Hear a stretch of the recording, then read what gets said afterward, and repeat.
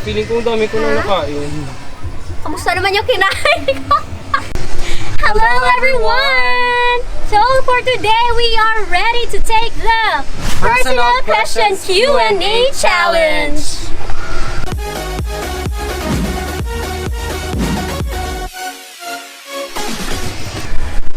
Number 7! Ano ang pipiliin mo? A rewind or a pause button? Bakit yun? Alam, grabe no? Parang malalim yung mga tanong. Parang pang pageant. Yun nga eh. Candidate number 1. Your question is, para sa'yo, a rewind or a pause button? Ako siguro... Ako siguro, boss. Kasi for my part, I'm already feeling old talaga. Nandun ka na sa point na there's no room for regrets. Ayoko nang bumalik. I'd rather pause kasi at this age na young professionals, ang daming stresses sa world na, wait, pause muna. 150 Kinanglan ko. Kinakailangan mo. Kailangan ko munang mag-relax. And I'm thankful na I found vlogging kasi ito, pareho to yung pause moment ng life ko na, hey dude, stay muna there and I'll be back to you by Monday. Parang gano'n. Yung sa akin, I agree with what you said, actually. Sometimes you give yourself yung me time, parang hinanap ko rin yun. But I have sometimes, things na gusto kong balikan. Alam ko yun. Ano ko sino? Ay, ikaw nagsabi yun. Okay, so rewind. Rewind siguro. I don't know if I decided, of course, diba, when you were in high school, like you're 16, and you were asked to decide on what course to take, on what field you're going to. Siyempre, there is always the influence of parents or other people. Siguro, rewind lang, maybe I chose a different degree. And that would be? But that would be taking up, yung related sa Med. sa med or engineering, parang gano'n. I never dreamed to be really a CPA. But maybe I was destined to be one.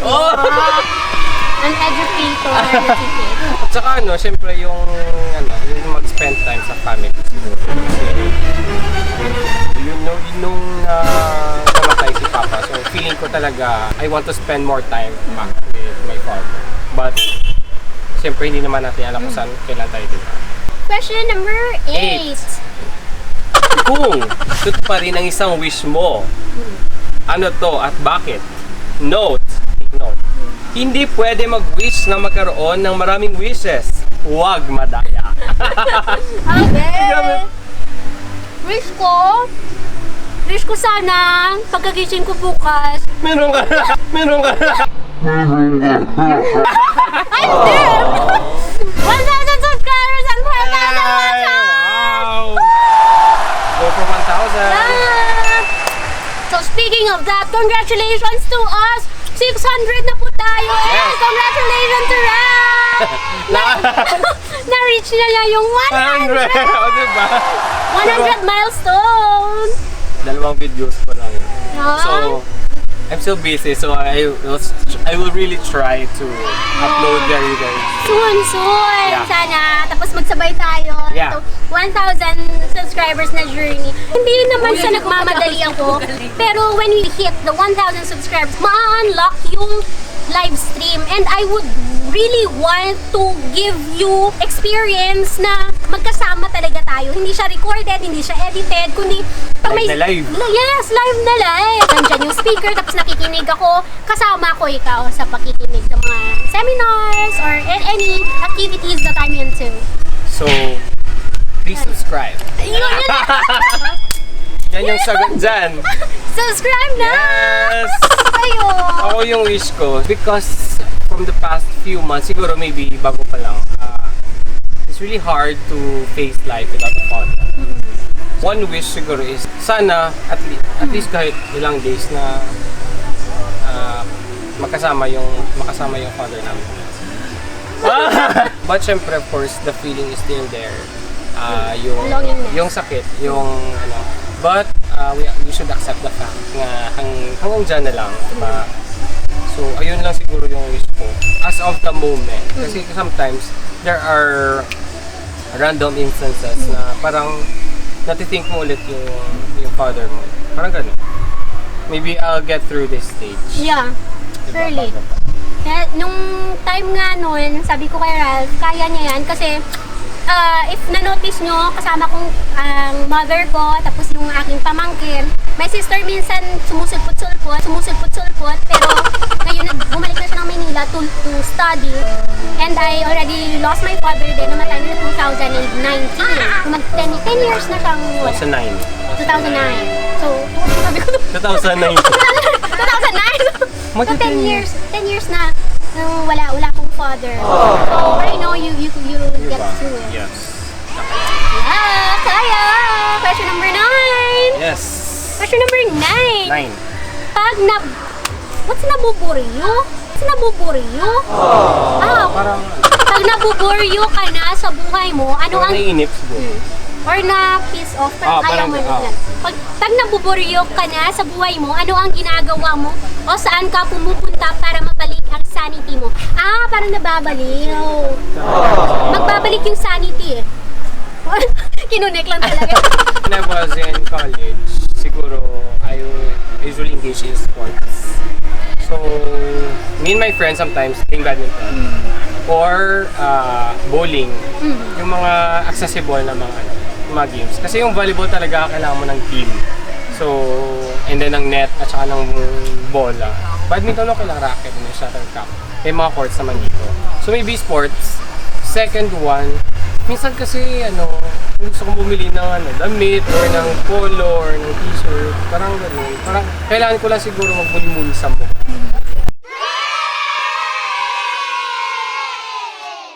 At saka alone time.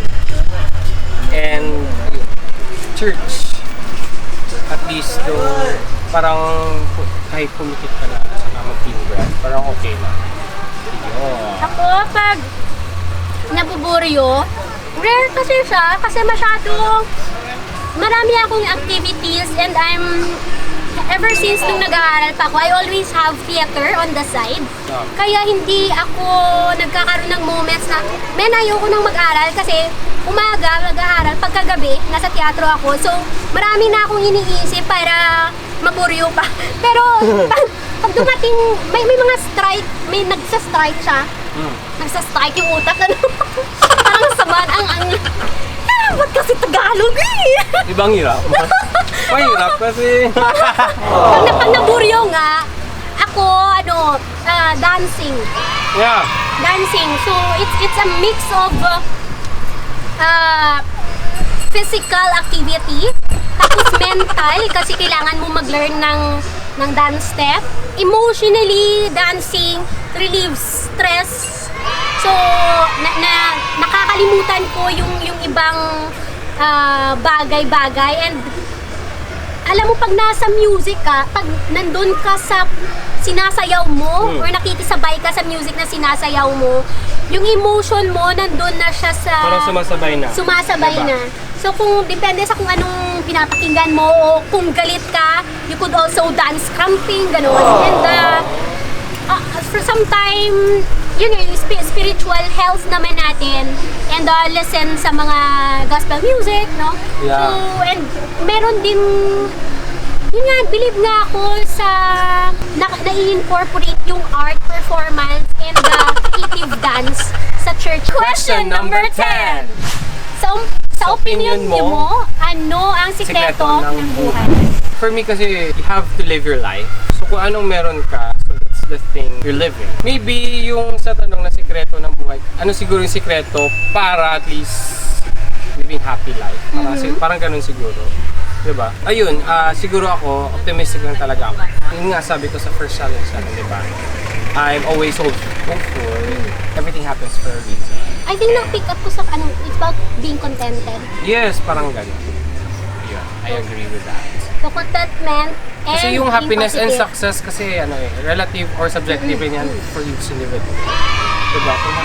Kahit hindi ka ganun kayaman or kagara ng mga damit or kagamitan mo. So, if you're happy or something makes you feel happy, so you're still